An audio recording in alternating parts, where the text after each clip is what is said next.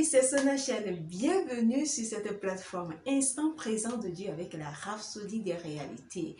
Aujourd'hui, c'est vendredi et c'est notre deuxième rendez-vous de la semaine. Je suis très ravie de vous retrouver encore pour ce nouveau rendez-vous de la parole de Dieu. Vous savez que notre rendez-vous sur cette plateforme, ce sera 3 fois dans la semaine, les lundis, les mercredis et puis les vendredis. Et aujourd'hui, c'est le deuxième rendez-vous de la semaine, en même temps le dernier. Et donc, le thème du jour, Pasteur l'a intitulé « Une nouvelle créature ». Qu'est-ce que c'est une nouvelle créature? Bien, qui est une nouvelle créature? Nous allons découvrir le verset d'ouverture sur l'écriture autour de laquelle va se baser l'enseignement d'aujourd'hui. Elle est tirée de 2 Corinthiens chapitre 5 verset 17 qui dit ceci: si quelqu'un est en Christ, il est une nouvelle créature. Les choses anciennes sont passées, voici toutes choses sont devenues nouvelles. Pasteur démarre l'enseignement comme suit. Dans certaines versions de la Bible, la partie soulignée dans notre verset d'ouverture est rendue comme une nouvelle création. C'est toutefois mieux rendu dans la version de King James comme une nouvelle créature, c'est-à-dire Louis II, quoi. Pasteur pose la question, pourquoi? Et il dit, c'est parce que l'accent n'est pas mis sur la création du nouvel homme en Christ, mais plutôt sur l'être, l'homme, l'être. C'est une nouvelle créature, une nouvelle espèce qui n'a jamais existé auparavant. Ça veut dire que le jour où tu as donné ta vie à Christ, à partir de cet instant où tu as posé cet acte, tu n'as plus de passé. Dans le règne de l'esprit, c'est maintenant que tu viens de naître. C'est-à-dire que ton compteur est remis à zéro. C'est ça une nouvelle créature. Tu n'as jamais existé. Toi qu'on connaissait avant, la Sonia qu'on connaissait avant, le Jean qu'on connaissait avant, dans le règne de l'esprit, ce n'est plus le même Jean. Mais sur le plan physique, rien ne change. Tu demeures la même personne, mais comme nous savons que l'homme est d'abord esprit, il a une âme, il vit dans un corps. C'est clair. Et donc, quand nous naissons d'abord dans le règne de l'esprit. Nous portons ce corps qui sert d'enveloppe pour notre vrai homme. Donc, Pasteur poursuit en disant, c'est comme voir passer un animal étrange et vous vous demandez, quel genre de créature était-ce? On ne pouvait pas vraiment voir ce que c'était. Ce n'était pas comme tout ce qu'on avait vu auparavant. Quand on est de nouveau, c'est ce qui se passe. Alléluia, c'est ce que je viens d'expliquer. Rappelez-vous les paroles de Jésus dans Jean chapitre 3 verset 8. Quand il discutait du sujet de la nouvelle naissance, il a dit, « Le vent souffle où il veut et tu entends le bruit, mais tu ne sais d'où il vient, ni où il va.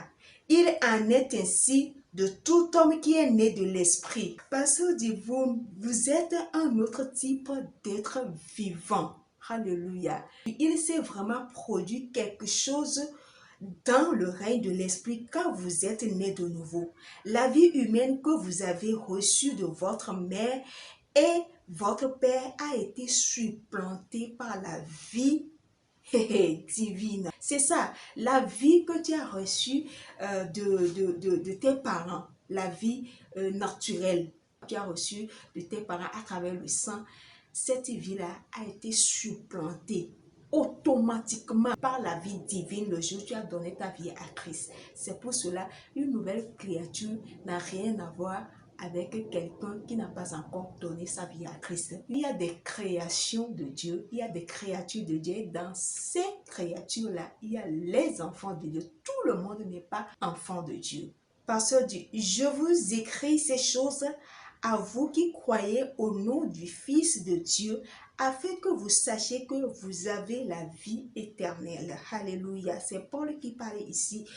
Vous trouvez cela dans 1 Jean chapitre 5 verset 13, nouvelle version. C'est la réalité, dit le pasteur. C'est une véritable naissance, une véritable recréation de l'esprit humain. La Bible dit, Il nous a engendrés selon sa volonté par la parole de vérité, afin que nous soyons en quelque sorte les prémices de ces créatures. Vous trouvez cela dans Jacques chapitre 1, verset 18.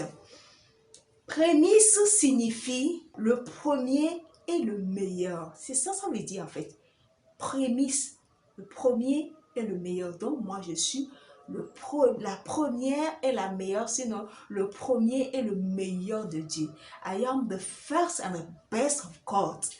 Il n'y a pas à discuter là-dessus, c'est indiscutable, que quelqu'un le veuille ou pas. Je n'ai pas besoin d'avoir l'approbation de qui que ce soit avant de le dire. Et nous devons nous affirmer comme cela en tant qu'enfants de Dieu, en tant que nouvelle créature. Nous sommes uniques en notre genre. On peut parcourir tout le monde entier. On ne peut pas voir que c'est-à-dire la même personne que moi. Physiquement, on peut avoir des traits de ressemblance. Mais quand il s'agit d'identifier cette personne sur le terme d'ADN, c'est autre chose. Je suis unique en mon genre. Mon Dieu, il n'y en a pas. Et le pasteur poursuit en disant, Tite chapitre 3 verset 5 dit, il nous a sauvés, non à cause des œuvres de justice que nous aurions faites, mais selon sa miséricorde, par le baptême de la régénération et le renouvellement du Saint-Esprit. Voilà. Notre salut, ce n'est pas parce que nous comportons bien ou bien nous sommes très pieux, nous sommes trop justes que Dieu nous a déclaré justes ou bien Dieu nous a sauvés. Non. Le salut que nous avons, c'est parce qu'il a plu à Dieu lui-même de nous donner ce salut. Et pasteur dit, Colossiens chapitre 3 verset 10 à 11 décrit cette nouvelle création comme renouvelée dans la connaissance de l'image de Dieu qu'il a créée. Vous voyez comme Dieu vous voit, vous êtes particulier, royal, excellent et plein de gloire. Vous êtes le seul de vous que Dieu n'ait jamais eu et aura jamais. Donc, soyez votre meilleur et vivez votre meilleur pour Christ. Alléluia. Quand Dieu nous voit, il se réjouit. Il est content de son chef-d'œuvre, quoi. Et donc, c'est comme cela, nous aussi, nous devons lui rendre l'appareil en exprimant cette joie, en reconnaissant qui il a fait de nous, qui nous sommes en tant que nouvelle créature. À présent, nous allons prendre la confession et vous allez répéter après moi, s'il vous plaît. Cher Père, merci d'avoir fait de moi un trésor particulier, séparé pour t'apporter gloire.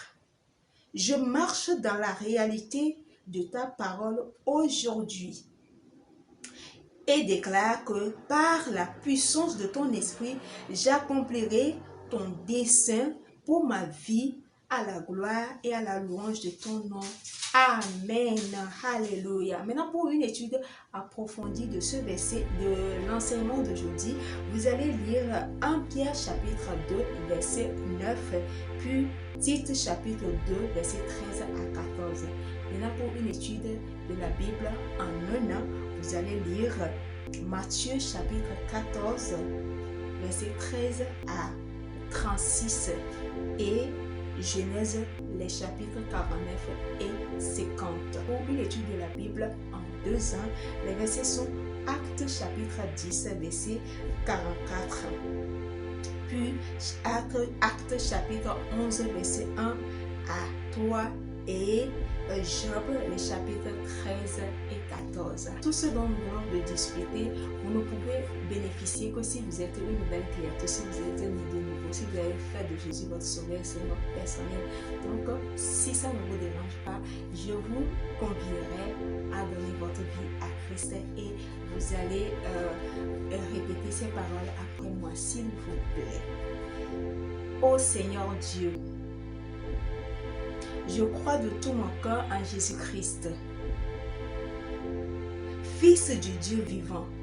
Je crois qu'il est mort pour moi et Dieu l'a ressuscité des morts.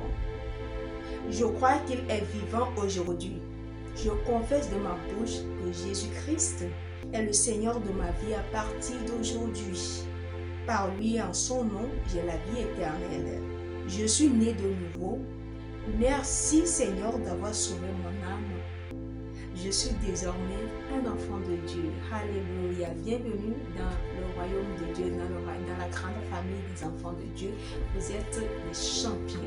Je suis Sonia Shine sur le lundi prochain pour un nouveau numéro de Instant présent de Dieu avec la Rhapsodie des réalités.